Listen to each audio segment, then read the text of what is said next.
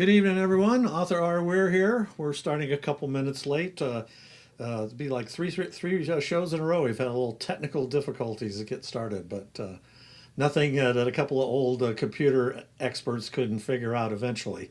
We just hit our computers a few times, punched them, yelled at them, sweared at them, and everything. But anyway, glad you're here to watch live and the recording. So I'm going to bring my guest up here. He and I met at Killer Nashville last year, I believe it was. And I've got Chris Underwood here. Hi, Chris. How you doing? I'm doing great. I'm doing great. Yeah. Yes, with us computer guys, it's all about hitting the computer, but just knowing where to hit. And not to hit it too hard because you don't want to break That's the right. screen or anything. But yeah, I used to have one of my clients that I worked with a lot, and she goes, Randy, I can't get my computer working. I shook it and everything, and it still doesn't work. And I'm like, well, it's not like it's a etch a sketch or anything. I mean, shaking it doesn't do much. Maybe it makes you feel better, but usually swearing at it works and all that. So, but Well, thanks for being on. We're going to talk about your books and stuff. But first off, we want to talk a little bit about you. So, give us all the scoop about Chris Underwood and a little background on yourself. background of me. Yeah. So you're right. I was a computer guy. I programmed mainly the larger systems, mainframes and mid-range. And actually, I was working with COBOL towards the end. Cobalt. All Um, right. Amazing stuff. I mean, there's lots of systems that just cannot go down, like running a warehouse. It just can't go down. So they were afraid to upgrade it. They would just put Band-Aid on top of Band-Aid, and had to have old guys like me running around that knew how to program it, and it paid us well because there was nobody coming out of India knowing COBOL. But I stepped away from it last year. I actually left the day job for writing. So, what other languages? Was it just COBOL that you did, or did you were there any others? RPG 3 and 4. Yeah. I mean, it wasn't like it was just all old school stuff. We were embedding SQL into it and all of that sort of thing to bring it up to speed. But still, you got to have that basic COBOL knowledge. Yeah, COBOL is the backbone of a lot of stuff. And I know, I'm sure there's still a lot of it out there. There's a Uh, ton. yeah, There is a ton. And it's I a still get pain. recruiters contacting me about it, but I've It's a had pain I've to had my upgrade. fill. It's a pain to upgrade and go modern and everything, right? So, like you said, they just kind of keep going along, and I'm Yeah, sure. I yeah. mean, COBOL had vulnerabilities too, just like any other uh, languaging, didn't it? Right. Of course it does. But if it's been running for 30 years with this system, and an AS400 is something that just stays up forever, and Yeah. so so yeah, moving it to Oracle or some land-based system is you come with your own batch of problems too. Yeah, I'm sure it does. So I saw you like to sail and you have a sailboat. So give us a little bit how you got into sailing and Oh. where all that came from. Yeah, yeah. My wife and I we vacation down in Key West. We have a little timeshare down there, and so we spent a lot of time down there. And I started sailing with a sailboat captain down there. We just had a little 30-foot sailboat that he would take out for paying folks. And so we went out with him a couple of times, and then the first mate they had on the board. She had no idea what she was doing. She got seasick, and so I just kind of took over and I started helping out. And then he said, "What are you doing tomorrow?" Because I got nobody else here, and she's useless. So I started taking over. Started joining him whenever I was in the area, and started working that sailboat with him, and it was fun. I had a great time with it, and I started taking more classes and doing more and more with it. And then eventually, when he replaced his sail, he sent the sail to me, and I used it as an awning over my deck. Um, yeah, I took some classes, and then I have a boat of my own. But then also last year, I chartered a boat for a month and just took it out and had some sailing down in Punta Gorda down in Florida. and did Lived some on it. writing while I was aboard. Lived on it the whole time, Yes, yes.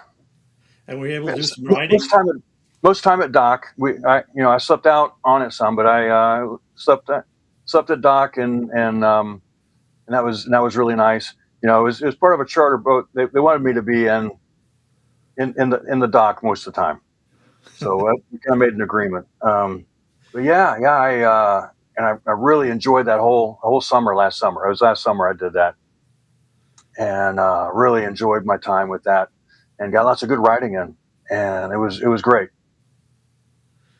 So the boat had power and everything, so you keep your Oh laptop yeah. charged up, internet. Oh, it was a brand new boat. It was a brand new 38-foot sailboat. It was a Beneteau. It only had 50 hours on the motor. Oh I had my. a had a great time with it. We're kind of still breaking it in, and then we found some issues with the air conditioning. I worked on it with them. It was all. I learned a lot about what it's like to own a boat. You're working on it's you're working on it in exotic places. That's what you're doing. My neighbor across the street has a boat, and he's always working on it. I'm Yeah, falling yeah. into little tight areas underneath, trying to figure out where it's leaking at and everything else, and trying not to knock myself unconscious on the sharp edges down there when I'm working on it. And yeah, Absolutely, absolutely, yes, yes. And my one here at home is a 26-foot hunter, and I guess my main problem is just dealing with the motor, with the outboard motor. I just hate those things. The 2 cycle engines. They just don't. They're like PCs to me. They always give me trouble. Um, but but other than that, it's been really a lot of fun having the boat here at home. I didn't use it last year at all because I was on the other one. But yeah, yeah, sailing has been really a great release for me. I've really enjoyed it a lot.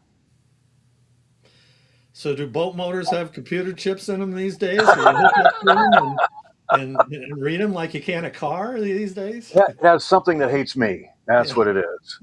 That is exactly what it is. So I was looking, reading through your website, and it looked like you had a few bumps along the way when it came to your writing career. So it sounds like you were a big reader and you enjoyed to write. So does this kind of go back to your youth when you loved to read? And who were some of the people that influenced you? Oh man, yeah. Back in my younger years, Isaac Asimov and all the sci-fi guys, and I was really more into short stories, and I wrote more short stories and things like that back then, and yeah, it brought me through. And then I studied it at Ohio State. I had an English minor along with my computer science and accounting double major. And I eventually, I wanted to go into the whole writing thing. I really enjoyed it in college, but reality sets in, and you realize that if your name isn't Stephen King, you're going to have a hard time getting into that business. And people said, "Oh, get into working at a newspaper or something and magazines," and you see where that ended up going over the years. Mhm. But then eventually, about 20 years ago, I started really thinking of something to write about and something that would spark my interest enough. And it became that the whole idea of the power grid going down and prepping and thinking like that. What was it? There was a TV show out that was real big. That was the prepper TV show of oh, I can't think of the name of it. But anyway, they would follow all these preppers of what their style of prepping was. Like some guy made a lot of wine and set it aside. And he said that's going to be my currency when the grid goes down, things like that. Um, and Something so to it's barter with, huh? yes, yes. So I started thinking about it. And also, you get into the whole conspiracy theory thing. That all these prepper shows are getting real popular now. So that means that something's going to happen. They're warning us, kind of thing. And so I kind of went down the rabbit hole of conspiracy theories a little bit, and it was kind of fun. And I started, writing about it. I really dug into it, and started having some fun with it, and joined a writers club. We would transfer a chapter each, from each of us, and get together and critique it. which was great. It was, not that the other guys in the group really knew what they were talking about, but at least they gave you their honest opinion, and that was what any writer needs. And so I really worked with that for like 6 years, and I rewrote and rewrote my story.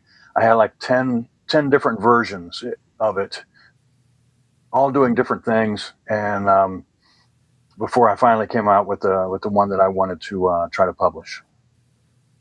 And how many And years? You said 10 yeah, revisions. six or 7 years. Yeah, Okay. yeah, of working at it, part time while I'm working and all that sort of thing, and then you get a really bad review. Actually, I gave it to a publisher and got a horrible review back, and then you start sulking for months. And Right. Do you continue or not, right? Or start right, all over right. with something else? Yeah. And but they came back to me. What they ended up telling me was that writing in first person is a very difficult thing to do. Because your narrative voice gets confused to your first person voice, and all of that. And so they're just saying, it's difficult to do, and you're having trouble with it. You should rewrite the whole thing in third person. Wow. Like, oh boy, that's a It's a big that's a rewrite. great. But after a while of letting that fester for a while, I ended up saying, this sounds like it might work, and so my narrator voice was my conspiracy theory voice, and so I said, all right, let's take that away and create a new character. I created this ham radio operator that was coming up over the radio all the time and giving those conspiracy theory ideas out there. And so I created a new character from that and wrote it all in third person. And I think I came out with a really good product after that.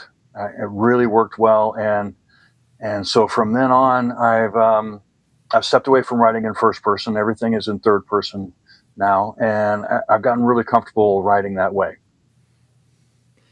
And it allows much more flexibility in the writing. You don't have to be in the room when things happen, all that sort of thing. It opens up the whole possibilities of the story to make a larger story out of it, more than just the first person telling the story. And so I think I've learned a lot from it all. So even though it From was a negative review, you got good Yeah, feedback that allowed you to continue on. It wasn't like give this yeah, up completely, buddy. You got no yeah. chance, right? Th- This is dog crap here. You Yeah. gotta, You just you bang need it to. against a wall, Buster. So you might as well spend your time on COBOL, right? Have you ever looked at woodworking? Yeah, that's right. So- Something else. So, yeah. So do you still have any of that? Or you said you wrote some stuff when you were younger. Do you still have any of that stuff around, lying around anywhere, stored I away? do. I do. I came across some of it. Actually, a friend that I went to grade school with, he actually had some of it saved aside.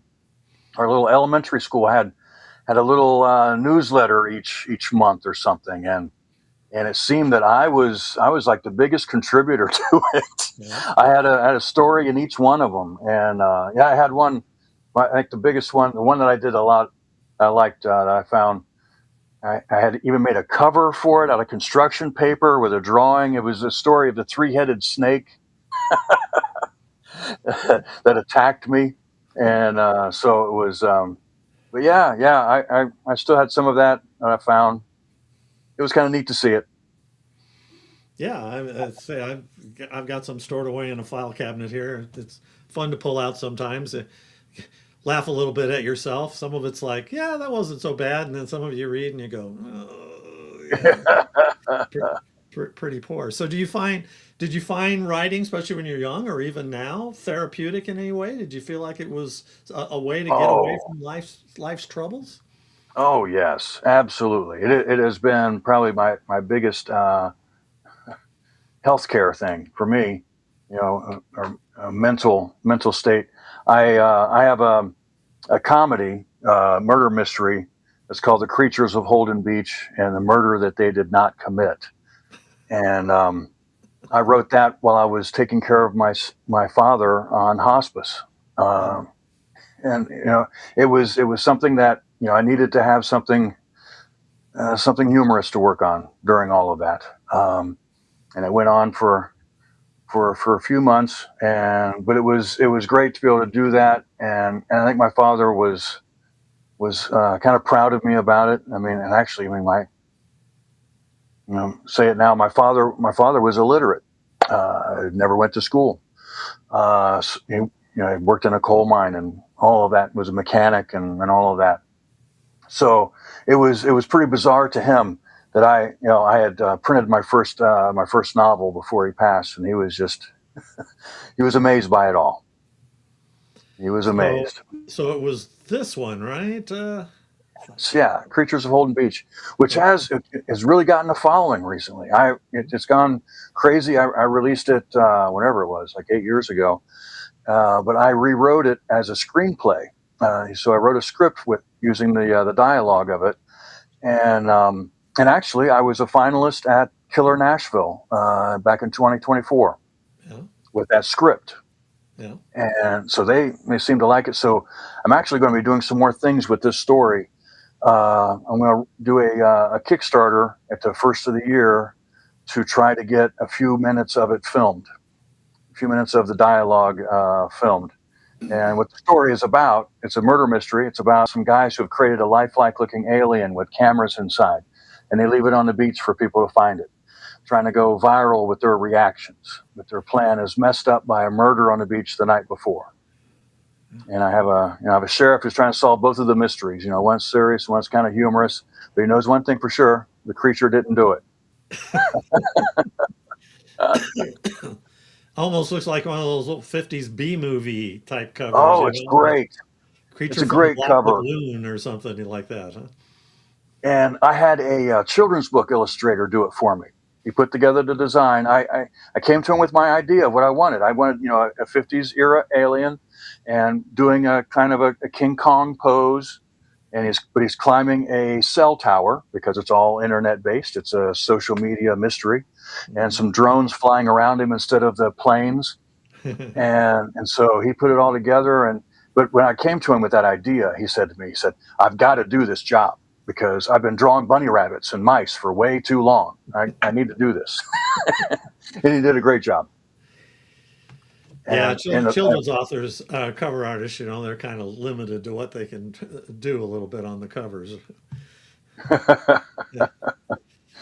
but yeah, it came out good. And like I said, I'm going to try to do a Kickstarter, try to raise some money to do a film about a few minutes of it, of these little old ladies finding the alien on the beach. That's the scene I'm going to do. It has some great dialogue, some great little Betty White type ladies, as they're bouncing back and forth about it. So it'll be fun. It'll be fun. Yeah. And I've sold a ton of posters of that book cover too. It's been very popular. Yeah, I mean, it looks like a movie poster. It's kind of what it looks like. So yeah, Yes, that's yes. right. So that wasn't your first book, right? That was No, no, it was. I believe it was the second. It was the second one. I was working on that, like I said, when my father was ill, and yeah, yeah, it helped me immensely to yeah. have that to work on. Well, and you said he worked in a coal mine. So that was his health issues related to all those years in the coal mine.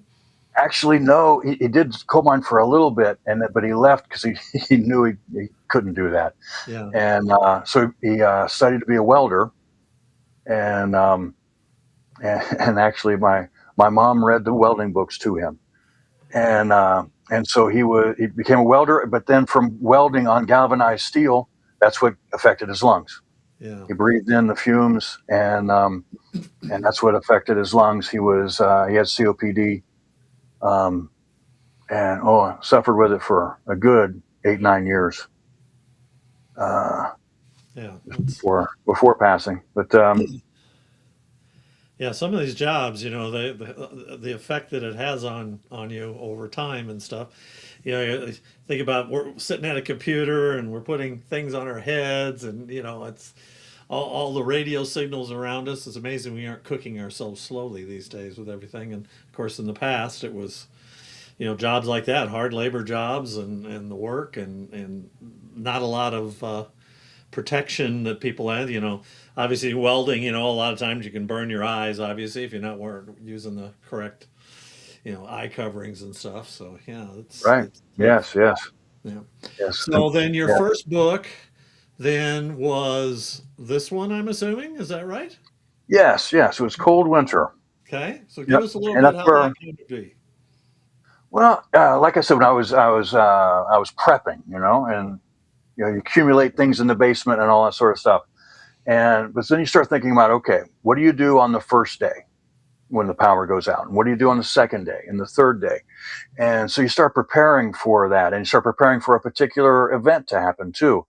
Are you concerned about nuclear? Are you concerned about a virus? Are you concerned about, weather, or, some volcano erupting or whatever? But mine, I thought the biggest concern was the power grid going down, and the power grid going down in the wintertime. And when, and I live in Ohio, so it was a concern. And so when I started writing about it, I started looking at it from day one and day two, and all of that. And I think it helps to bring people into the story, slowly as it develops. And so yeah, so and also there was a power outage that occurred in 2003. It was the blackout of 2000 of the Niagara Falls power grid in 2003. It started in Dayton, Ohio, and it just cascaded across and took out the whole Niagara Falls power grid for like a day and a half, 2 days. New York City was down for a day, and so I thought, that would be a situation that would be a concern. I mean, and it made a very realistic storyline because it already happened once. So what if it were to happen again in the wintertime? So this is a survivalist that's trying to figure out was he prepared for this, or is he having to think, come up with things on the go to survive through all this? Right, right, right. So, and also, I tried to get away from the normal survivalist group stories where, they have this alpha male who always saves the day and is always right, and he's always got the answer. So, my guy was a prepper, and he went too far down the prepping, hole, and had a nervous breakdown, and so he had to step away from it. And so when the power outage actually happens, here he's on antidepressants, and still has some stuff in the basement. He's trying to remember his things that he needed to know, and so he's not the alpha male, but he's trying to save his family and remember what he used to remember, and recover from his Xanax, and go through the withdrawal of it. Because that's another thing that people have to worry about with these is having your medications. Having a good supply of medications that you are currently taking, and if you're short on it when the event happens, you're going to go through a withdrawal. And a lot of the antidepressant drugs and things like that, they have a pretty serious withdrawal if you're just coming off cold turkey. Well, yeah, and obviously, food and water, and I mean, any type of long outage like that would throw most of us in a loop, Oh, it would. being able to deal with it. And you live down in Florida there, and obviously hurricanes and things like that come along and cause a lot of havoc as well. And people down there are probably a little more prepared because they've dealt with it if you've lived there a They long time. do. It is funny. I found that Floridians, they know about preparing for things. They got to be prepared for the hurricanes, and so it's a requirement. And so they do have a few things set aside. And it seems that we need to have that more in other areas of the country. It would be good. It would be good to have. And it seems us in the heartland, people still know how to can vegetables and things like that, and they try to be prepared for things. Um, but we've gotten used to it. People have gotten soft. I have Well, to. yeah, our power goes out here for an hour or so, and we're all grumbling, especially if it's hot, no air conditioning and Right, no right. internet, and like, what are we gonna do? A lot of people work from home these days, so if you don't have no power, you can't really work from home as well. So yeah, it would be a challenge to lose it for many weeks at a Right. time. Oh, yeah. Just I don't know. I would think that after 4 or 5 days, things would start going pretty haywire. And also, I'd have to Generator say sales would that go through the roof. I'd have to say that the first book of the Cold Winter, I wrote that before COVID, and so I would think that now that we have been through COVID as a population, I think things would escalate a little bit faster now that we have seen people rioting and start breaking into the stores to take stuff. I think back before COVID, people had anxiety about that. They didn't want to try to do that. Yeah. Now I think that everybody was thinking, okay, I better go out and get mine before everybody gets theirs. Kind of mentality that some people might have.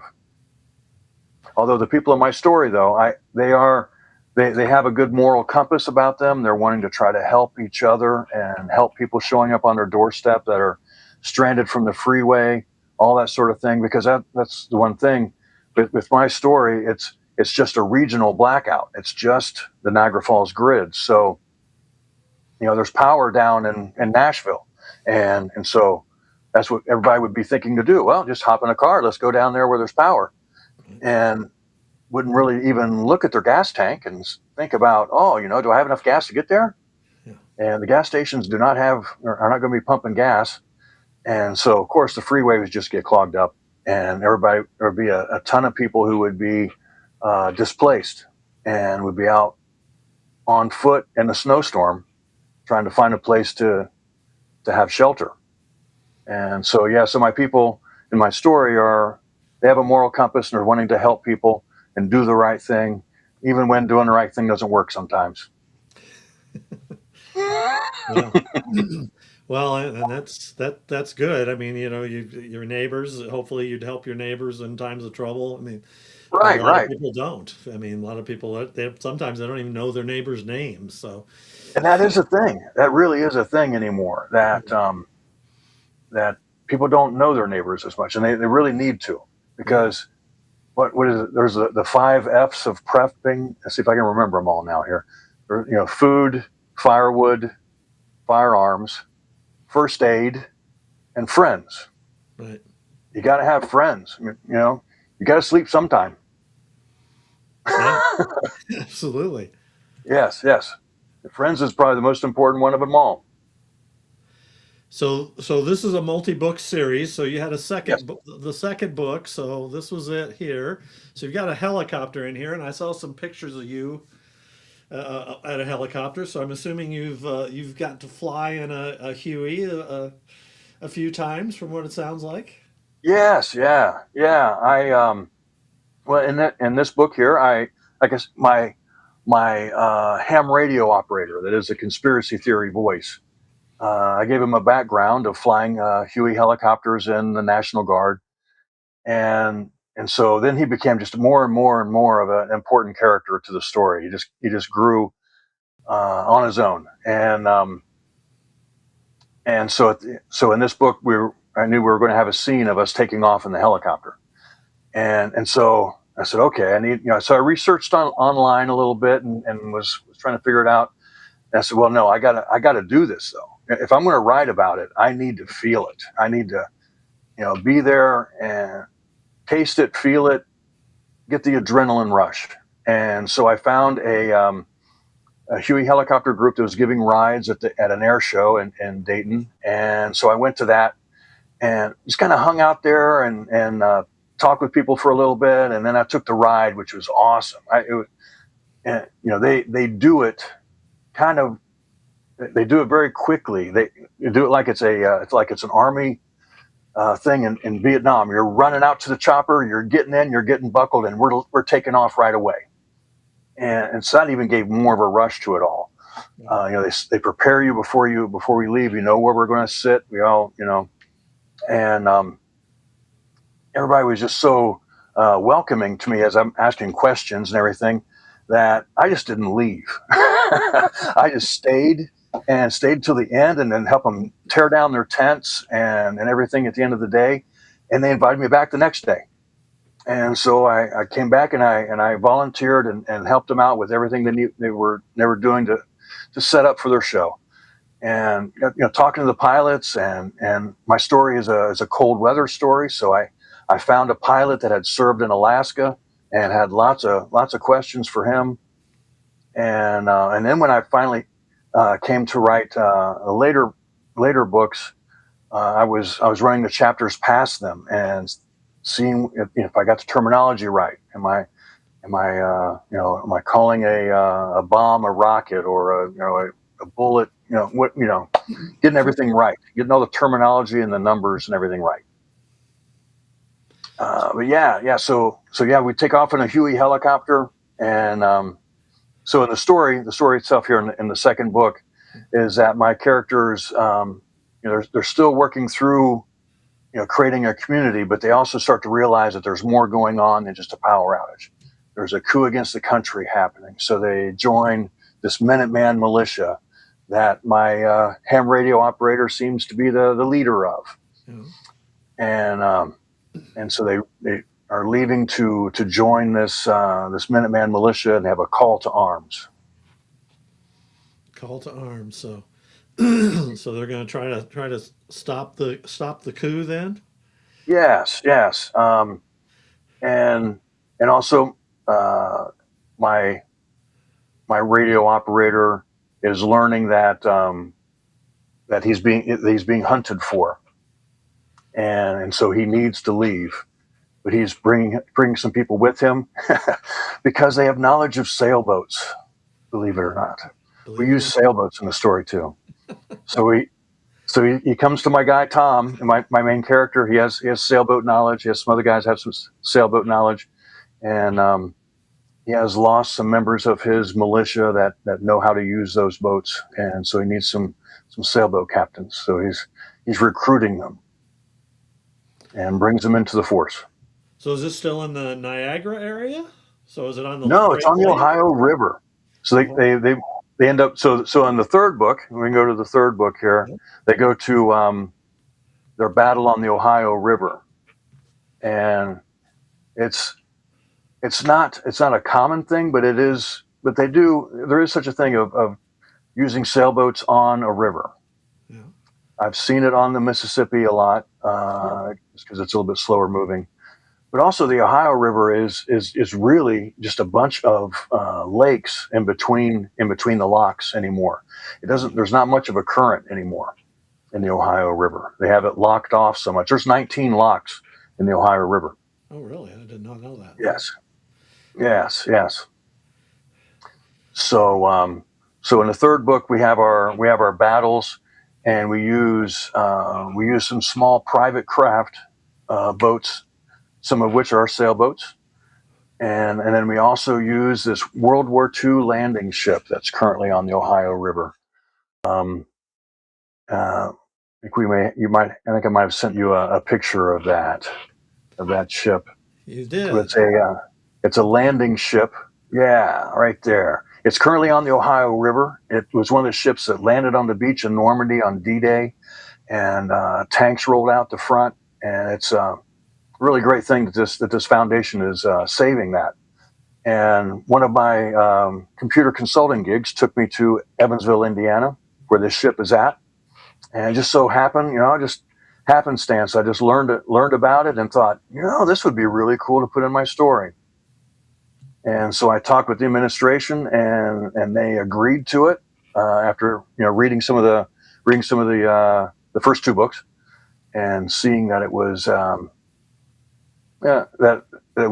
it's a clean story. It's also got a little bit of faith thrown into it.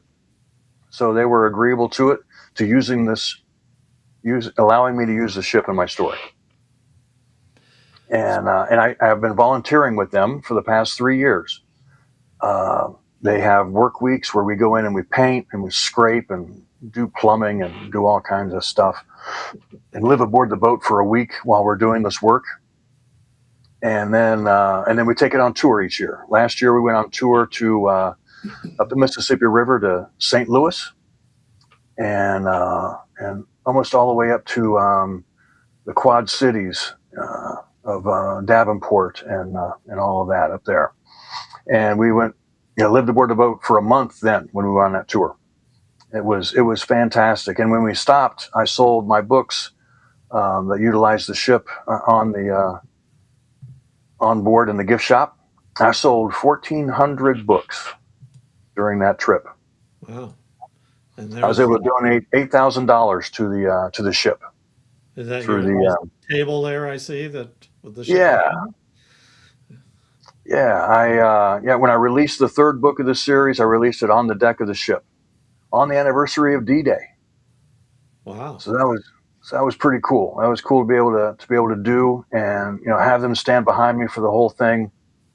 And they've had one other book that was written about that ship, about when they purchased it and brought it home. They actually went to they searched out for a boat like this that was still running. And they wanted to have a landing ship that was in decent shape, and they found one that we had given it to the Greek Navy, and the Greek Navy had used it for 20 years, and we were just getting ready to scrap it in 1999, and we went in and bought it from them for scrap metal price, and then sailed it home. We had to work on it for like 4 or 5 months to get it up to seaworthiness to bring it across the Atlantic. Actually brought it from Greece. It went down to the Caribbean, where it's a little bit calmer, and brought it over to Florida, and then brought it up the Mississippi River to Indiana. But so the captain who brought it back to the United States wrote a book about it, and so he released that book, and they still sell it on board, and so they remembered how the good money that brought in for them. It was a really good a moneymaker for the foundation, and so they hoped that I would do as well. I haven't reached his numbers yet, but $8,000 was a pretty good one for that tour. Yeah, that's I'm hoping to do more this year. We're actually going to come down to Nashville this year. We're going to come down the Cumberland River to Hendersonville. So what kind of speed does that boat take going across the Atlantic? I mean, it probably took a long time. 8 miles an hour. Yeah, as I say, it probably isn't going very fast. Yeah, that's max speed. Actually, when we're going with the current, we can get up to 11. And what fuels it? Is it? It's not coal, I hope, or anything like that. No. Steam It's diesel. Okay. It has 2 repurposed locomotive engines, General Electric locomotive engines that are 900 horsepower each, I believe. Or is it 9,000? I need to look at my book again. But yeah, and one of them is an original one. One had been replaced in like the 80s. But yeah, it still runs by its own power with those locomotive engines.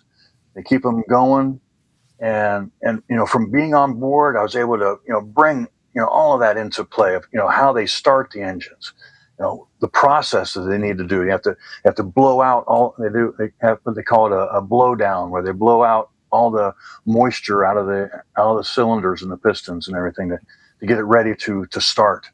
And all the things that they need to do. So I work it all into the story of what's necessary to get it going.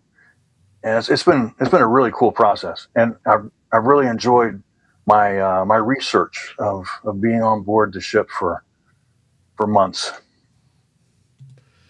So, did this ship even have any guns on it, or is it strictly a Oh yeah, transport? yes.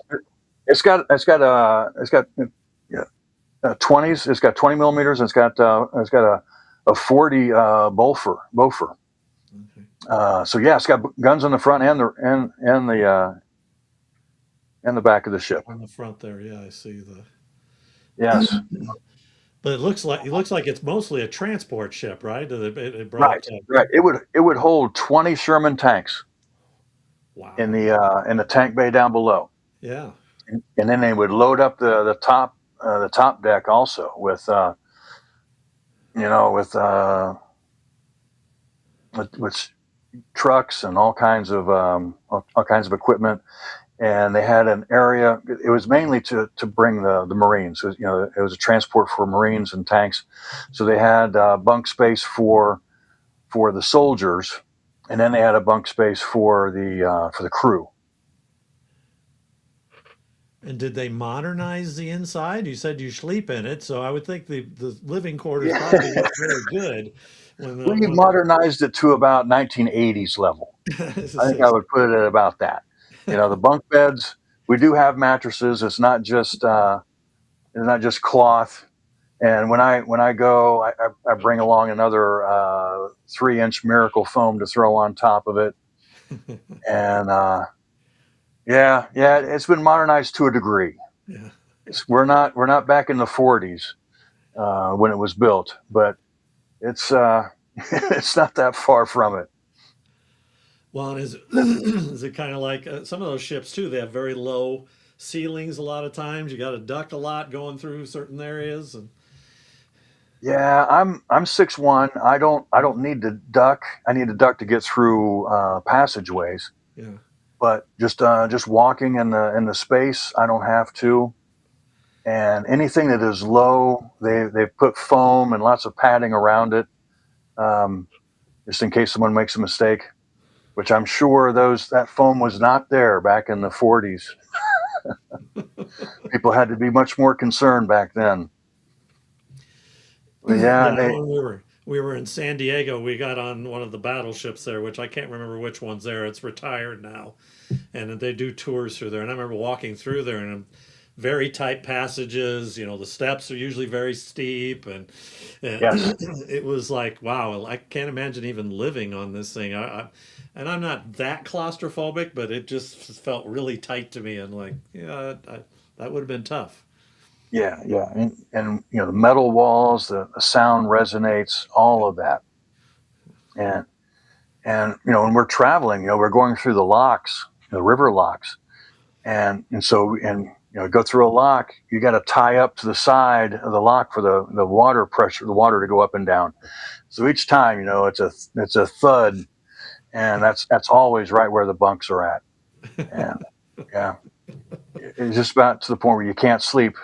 'Cause we're traveling through the night. Whenever we're going somewhere, we don't just stop off somewhere. We are we're a commercial ship. We're traveling through the night, and I have a crew post also. I had a shift every 12 hours, 4 hours on and 12 hours off. So I was working through the night, and I was in the wheelhouse. I was helping to guide the ship. It was something. It was quite a process. I even worked the throttles of the ship. Captain would call down and tell you what speed the RPMs of the engine is supposed to be. For each engine on each side. So you're doing a little bit differently, and when we're going into a lock, sometimes we're reversing one and going forward in the other to bring us to the wall. Wow. So it was very it was stressful at sometimes. But I would always try to get on the shift of being the captain's I don't know, companion up there in the top pilot house, because we would always have somebody up there with him, make sure he's doing okay, um, get him coffee, all that kind of stuff. So I would always try to do that whenever I could, and be able to have a chance to talk with the captain and get some stories from him. I mean, one of the captains, because we have three pilots, three people piloting the ship, and their shifts. Yep. But we have one main captain. But the pilot, we had one pilot on board that he used to be a riverboat captain for a casino, and that was back in the '90s, when they were forced to take a riverboat out on the water for the casino, the way the law was written. And he had lots of good stories from being a casino boat captain. One of the little paddle boat type of Yeah, yeah, boats that have the rotating. Yeah, that's pretty. yeah, yeah. Yeah, nowadays they don't. They had all these regulations about a casino. It had to be on the water, Right. had to be a functioning boat. All of Yeah. this, they don't care about it anymore. It's all Yeah. about the revenue that it brings to the state. That's all that matters anymore. All the money. Yeah. Yeah, yeah, So your newest book. This is the fourth book, and this one is up for a Silver Falchion Award for best mainstream commercial book. Didn't know there yeah. was even that category. so, so tell us a little bit about book four in this, the Battle of Niagara Falls. Yes, yes. So in this story, I'm still following the LST. The LST in the third book had gone up the river to rescue a VIP and have some battles in the river locks. And so in the fourth book, I'm still following that ship as it's continuing its mission to rescue the VIP bring him home. And but then I also have a Battle of Niagara Falls. I introduce a Cobra attack helicopter, Yeah, I was gonna say also that's a from Cobra. the Yeah. Did you 80s. get to fly one of those and fly in one of those? I did. I had to Yeah. get in one. I had to fly in it. I went to my helicopter group and I said, I want to fly in it. And they said, well, at an air show, we charge $800 to ride in this. And I Wow. said, yeah, I know. I'll pay it. I paid it, and I wrote it off. Course. um, Research. but I went to them. I went to their hangar base down in Atlanta, and they rolled it out just for me. And I was able to spend the whole day with the pilot and some of the other folks there, and so that was a real bonus for me. But also by going there to their home base, they had made an agreement with a local farmer that they could attack his barn once in a while. So we got to attack his barn, and I got to feel all of that, and I think I was able to use just about everything that happened that day and in my writing. I got a biography of one of the pilots, and so I was able to, because I needed to build a new character, and so I was able to use some of their stories that I learned that day in the making of the new character, and also the attacking the barn, and even just sitting there in the co-pilot's chair as he's going through his warm up procedure and his checklist of what he does, and speaking it out loud to himself on each thing. Uh, I even used that in the book, so it was really neat. That day was very good for me. So did you record that while I was doing that, or you just remembered all of it in your Nope, head? just remembered it all. Oh, Just remember it. I, I don't even think I took any notes. wow. It was all just good stuff, And then when the book came out and the pilot, he was so proud, so proud of it. He turned to his buddies and he said, "Turn to page 17. That's all me." I'm like, Did you? So the character was more or less him, but you probably changed his name, I'm guessing. yeah, yeah. I changed a few things, but it was a lot Yeah. of him in there, and it was all really good stuff. So like I said, I introduced this Cobra helicopter and some more Hueys, and we go up to Niagara Falls to liberate the power station up there because the Niagara Falls power grid is where the whole story began, kind of bringing it back home again, Right. and we actually try to get the power started again. And how So much time has passed between book one and book four? about 4 months, Yeah. about 3 months, 4 months. Yeah, I try to bring out holidays and things like that as we're moving along. Valentine's Day and mention the full moons and things like that. Um, so I try to show the time passing.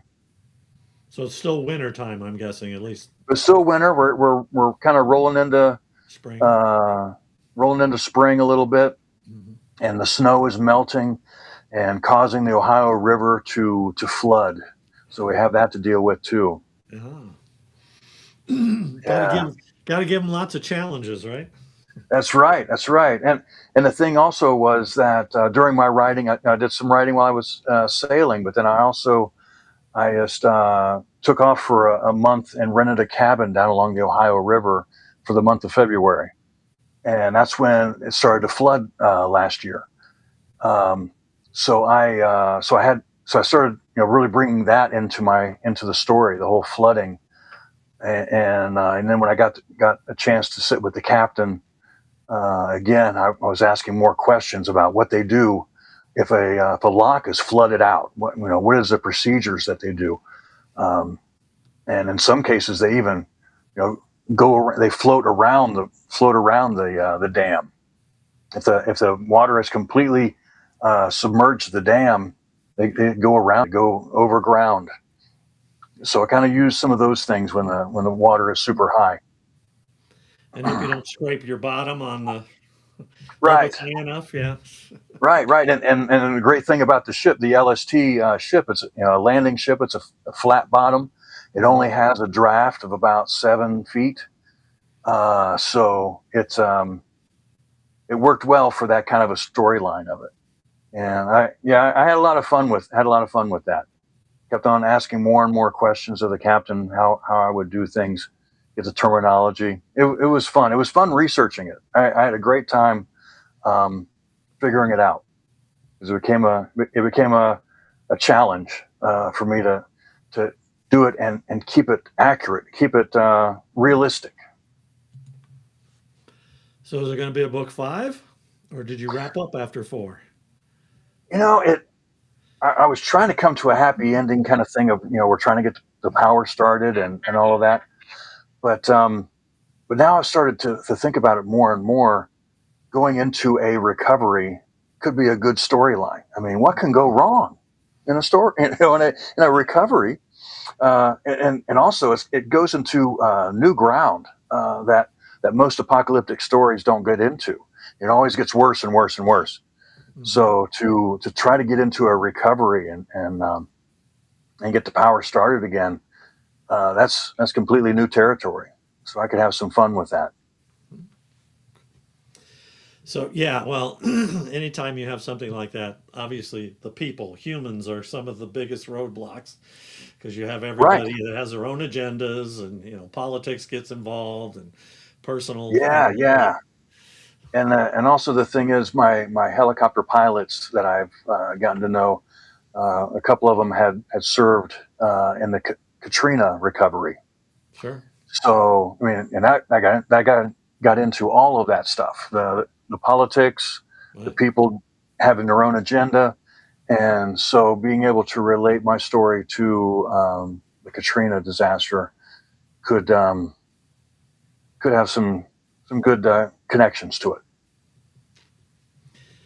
All right, we're almost at about an hour here, so we're gonna start kind of wrapping up. I know weren't under a time crunch, and it's been very interesting hearing all about your adventures. But we'll have a few more questions. But basically speaking, I always like to ask this question too. Is like, say, is there a book that you want to write that you haven't written yet?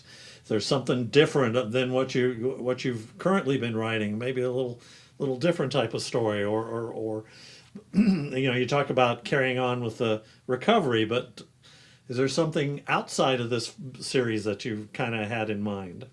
Yeah. I plan to get back to writing again after our ship cruise down to Nashville in September. And one thing I do want to write is using some of the characters that are in the creature story. My sheriff that's in there, and do another mystery. I want to introduce a new character, a new crime solver who lives on a sailboat. And it's been done many times before, but this crime solver living lives on a sailboat, but is also a musician. And I've been wanting to get more into music. That's been kind of my next thing. I'm wanting to try to play around with a little bit. But a musician that kind of steps in and does some gigs every now and then, and that brings him to some mysteries that he has to solve and that sort of thing. So yeah, I want to try to write a short story, maybe a novella kind of thing about him, and then see if that resonates and see if I can do some more of that.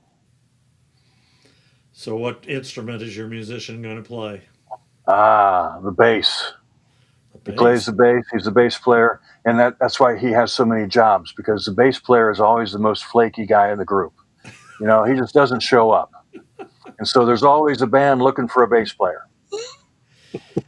and, Yeah, bass and players are kind of it's kind of like the drummer, the rhythm section always is kind of like, but there've just been a lot. Obviously, Paul McCartney played bass, Don Henley played the drums. I mean, there's been a lot. Phil Collins played drums, so there's a lot. yeah, yeah, But a lot of times, though, it's the pretty boys are always playing the guitar, right? And they're the singers, right. so, or piano, I guess sometimes. But usually, it's the guitar players that get all the girls, right? Yeah, it's the bass player. He's always the one overlooked. That's But right. and I do try to follow around live music a lot. So I always talking with the band members, and it's been funny talking. The bass players have always been the most colorful, and they're all like. One time I was talking to a bass player, got called into a gig, just to play first time with him, and then he gets there to play with them and finds out that it's all original music. He doesn't even know any of the songs. He said, "Oh, you just plucked the strings. You're just playing bass. Right. Yeah, no You know, biggie. this is just rhythm and blues." But yeah, So, that's something I've been wanting to do. another question I always like to ask you is there pantser, plotter, or somewhere in between? How is it? How's your writing process? I'm an in between. I need to have a direction, um, but I have found that that always gets rewritten, always gets changed. I mean, once I've gotten into it, once I've gotten there, that I've got a good 5 or 6 chapters that I know I'm happy with, then I can start plotting it out, and I kind of know where things are kind of going then. But until then, it could go all over the place.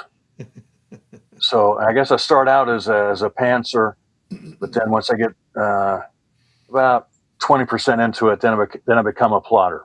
Yeah. So, are you traditionally published, or are you independently published or self-published? I'm self-published, Yeah. and Great. it has worked out really well. By I sell a lot of books in person, so the profit margin is better that way Mhm. for a independent.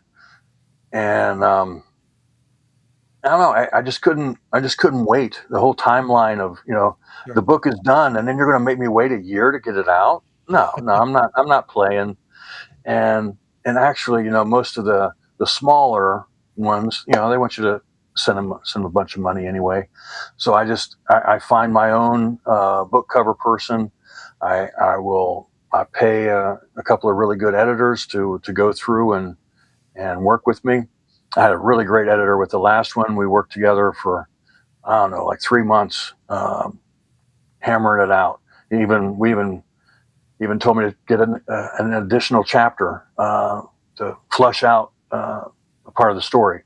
Mhm. So I kind of have my own little system to it, and it works out really well. And rather than sending all the money off to somebody else, I use it my way.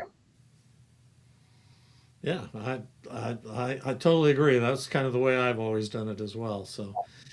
So we're gonna wrap up with the last few questions, but I always ask this. The name of the show is Bringing Life to Characters. So what do you do to get those characters to jump off the page, make them realistic? Obviously, you've done a lot of research, so I'm sure that's where a lot of it comes from. But and some of these characters, in some cases, are based on some people that you've met along the way, obviously, from the way it Oh sounds. yeah, Absolutely. Of course, I changed the names, all sort of thing. it was, it was funny.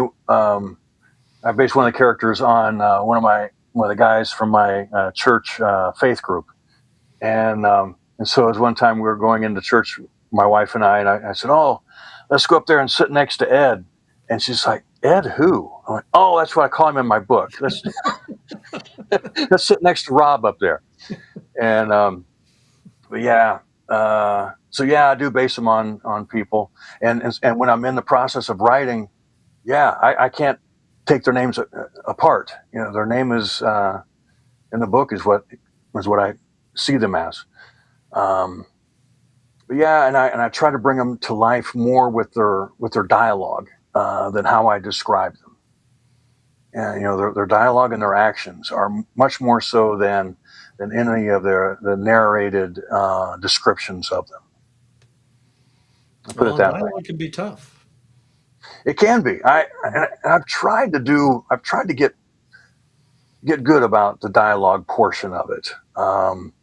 I mean, I have gotten some statements on Amazon that the dialogue was clunky, but I've gotten some other ones that felt was really good. Hmm. So I don't know. I've gotten good with that, and also I felt really good about my script that I put together for the one book. So I felt that my dialogue has some good legs to it. So I try to use it for the best I can. So, do you have any advice for people that want to get into this crazy world of being an author, publishing books, trying to sell books? Well, two things. The two main things that I had done for writing was joining a writing group. Get some feedback from somebody who other writers. Like I said, they don't know everything, but they'll give you their honest opinion. And then the other thing is joining some volunteer groups that relate to what you're writing about. That I have gained so much knowledge from that, and it has been a real great thing for me. And it gives back too. All the volunteering. There's so much more to it that comes back to me as well. I kind of got into it for my own reasons, and then it has paid me back manyfold. What about marketing? What do you try to do to get your name out there and market? Obviously, other than sitting in front of a really cool looking boat and selling your books, but obviously that was a that obviously helped a lot. Yeah, it does. It does, and I got to be unafraid to get out there and talk to people. And sometimes I feel like I'm a county fair hawker. Standing there. Can I guess your height? Can I guess your age? No. Do you like to read? Right? That's the first But thing I always ask people that go by. Do you like to read? right, That's the first yeah, thing. And what genre do you like to read? So yeah. Do you like to read for fun? yeah. Um, but you just I used to be a woodworker, and I refinished antique furniture, and I would sell them at craft shows, at the big shows. So I'm used to the market, and I'm used to being around people and selling. So I'm not afraid of it, and so I guess I've had the right background for it. But yeah, getting out there and doing it. But also now I'm learning a lot about the social media aspect. I just joined TikTok and Instagram, and I'm going to start putting some videos out. I'm trying to ramp everything up for my trip on the ship, Hmm. and put a lot of content out about that to bring followers to me. And so that's kind of my goal now. My focus, like for the next couple of weeks, is really dig into social media and learn how to make reels and editing and all the stuff that you don't want to be doing. You want to be writing, but Yeah. Oh, I you know might have what it to takes. follow you on Instagram. It'd be interesting watching how how uh, how it is on the ship, and maybe get to Oh see some of yeah, those living quarters and how small they are and stuff. You gotta share some of that. it's tight. Yeah. It's tight. And after a month of it, boy, I think last year I think I felt more just from dehydration. and sleep, lack of sleep, and and my sleep timing was off so much from all the shift work, and so it was that I think that was the hardest part of it all, really. And Yeah. I think people who have been in the service have more past of that. They've done it before. So Yeah, it's not a vacation for you. It's a working job, working, right? yes, it was completely work. All right. So if event, obviously you're going to be riding the boat down to Nashville, but are you planning on going to Killer Nashville? Oh yeah, Yeah. yeah, yeah. Once I got the notice, Hmm. and I said, that weekend is open still, so let's just go ahead and do it. And so my wife and I are going to go down there and spend a few extra days too, see what Nashville's all about. I haven't Sure. been there yet, but other than just the conference. Right. Well, there's a So lot to see there. My wife, we're just going to the awards banquet is the only thing we're going to, but we're going to come in Friday and leave early Monday morning. So we're going to see a few of the sites, but we've been to, I've been to a lot of different stuff, Country Music Hall of Fame, and I mean, there's so much there to look at and stuff.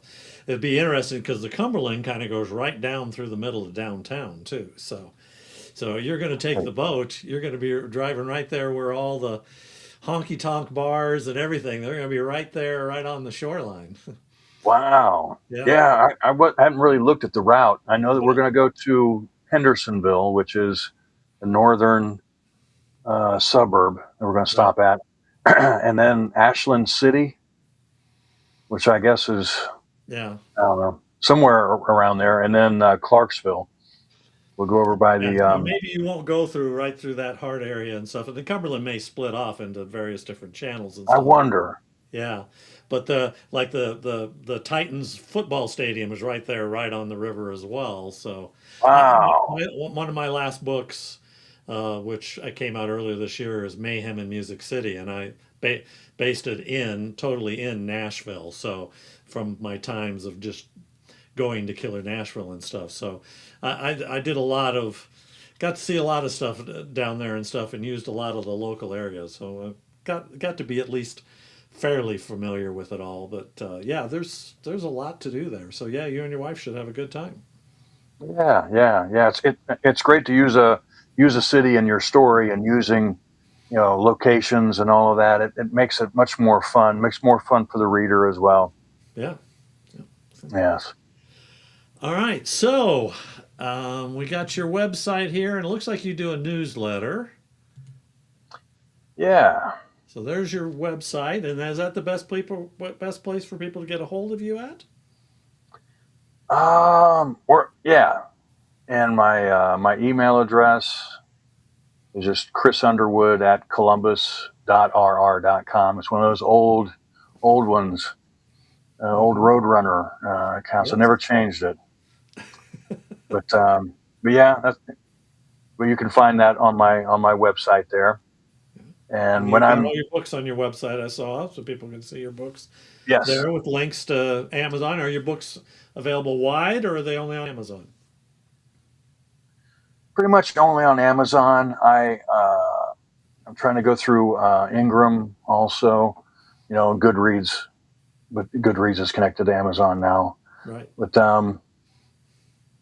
yeah, so I just basically send them to Amazon. I will be opening up a Shopify uh, account here soon. I'm going to try to do that for my personal sales, for because I've been getting a lot more of people asking me to get them a signed copy.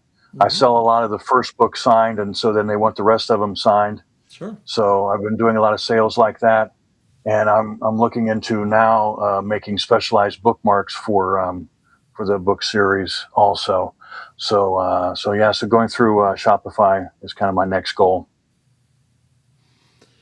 Yeah, that's great. Yeah, I mean, I've got a store on my website too, and yeah, you can sell a lot of books that way, and obviously you've got a lot of fans out there who'd be interested. Of course, you got to take care of all the got to box them up and ship them and everything too. But You know, that's all right. When I've you're gotten independent, you're used to doing a lot of it yourself. So right. I've gotten used to it. Like I said, I was a woodworker, and now my woodworking shop has become my signing space. And I also have set up a little writing area out there too. So yeah, it's funny how my workshop has changed uses over the years. did you have a CNC? A One of the CNC. Yeah, one of the wood was everything woodworking. It's like the computer based. Cut Oh cut no. everything for you and all that. Yeah. Oh no, no. I would do old furniture and cabinets and things like that. I would restore them and sometimes build some things out of from scratch from leftover old lumber. Lots of coffee tables and cabinets, and so I have a really nice table saw and planer and all of those kinds of equipment that are not being used now. All right. Well, Chris, was there anything else you wanted to talk about? I think we covered most everything. No, I think that covers everything. Yeah. Yeah, yeah. Hopefully, yeah. So I'll be seeing you at Killer Nashville, and I saw that you had a book up for the award as well, the Silver Falcon. I do. I've actually won a couple of times too. So this will be Ah, the first time I've been nominated for a couple of years. But yeah, I won first 2 years. I won. I won both years. So we'll see. We'll see how it it gets goes. But we'll be it rooting gets for you you. spoiled, doesn't it? It gets you spoiled winning right off the bat, doesn't it? I know, and they don't call your name. You go, oh darn, I yes. know, I know.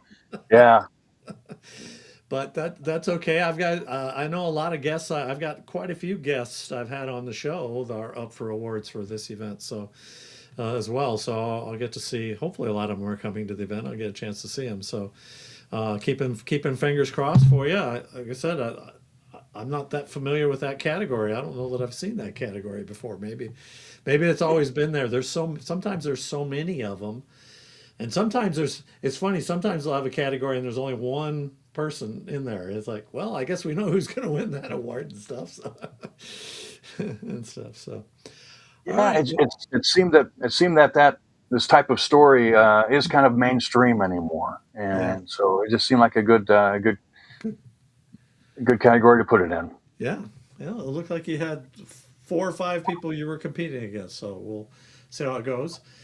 All right. Yeah. Well, thanks, Chris. It was great talking with you again as we chatted a little bit last year in the book signing room, and I saw you were up for the award. So let's see if I can get you on before we go to Killer Nashville, which will hopefully be some good luck for you. But we will see you there, and hopefully you and your wife have a good time, and it'll probably be a little more enjoyable than when you ride the boat down to Nashville when you'll be working. I don't know if you get shore leave or not. Well, when we get there to Hendersonville, my wife is actually going to come and visit me there. So Yeah, hopefully I'll get some shore leave. yeah, that would be good. So, all right. Well, Well, all thank you, right. sir. Take care, Thank and you. we'll see you in Nashville in a week and a half or so. All right. All right. Thanks a lot. Yeah. Bye. All right. Thanks, everyone. We're going to wrap things up here real quick. I'll throw up my book that's under, if I've got it here, Justice for the Forgotten. Oh, that's my new one, Justice for the Accused, which is the follow up to Justice for the Forgotten, which is the one that's up for the award. That's coming out September 8th. So I'm hoping to have that. My proof for that's coming this week. Supposed to have it tomorrow, hopefully. So we get to go through that and make sure the cover looks good. Independent. We got to do it all ourselves.